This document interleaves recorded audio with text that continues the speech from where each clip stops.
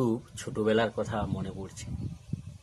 যখন আমরা ক্লাস 5 বা 6-এ পড়ি, তখন আমাদের স্কুলের একজন ম্যাডাম ছিলেন।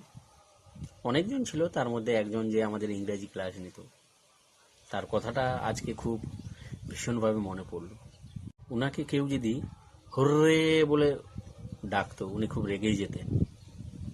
একদিন উনি ক্লাস নিতে এসছে, সেই সময় মাঝখানের বেঞ্চ থেকে একটা ছেলে হর্রে বলে চিৎকার করতে লাগলো। তখন ম্যাডাম জিজ্ঞাসা করলো, কে বললো রে, কে বললো রে? কেউ তো কিছুই বলছে না, যে বলছে সে তো আরো চুপটি মেরে বসে আছে। কিন্তু শেষ পর্যন্ত কি হলো? দিদিমণি সবাইকে বললো বেঞ্চের উপর দাঁড়াও। কিছু করার নেই, কথা তো শুনতেই হবে। সবাই বেঞ্চের উপর দাঁড়িয়ে পড়লাম। সবাইকে একধার থেকে মারতেই লাগলো। সেই রকম আজও বর্তমান পরিস্থিতি, 26,000 চাকরি চলে গেল।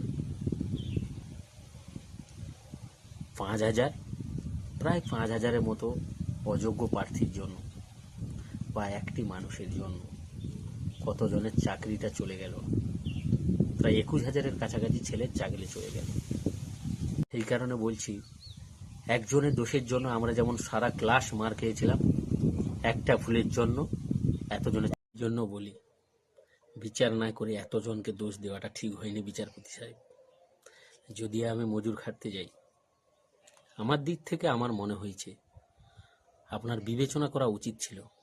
একজনের জন্য বা কারুর জন্য এতজনকে শাস্তি দেওয়া ঠিক হয়নি মনে হয় আমার মনে হয়েছে, তাই বললাম। যাই বাবা, আমাকে আবার কাজ করতে যেতে হবে। যদিও আমি চাকরি করি না, একজন শ্রমিকের কাজ করি। চললাম। কথাটি ভালো লাগতে পারে, নাও লাগতে পারে, তাতে আমার কিছু যায়ও আসে না।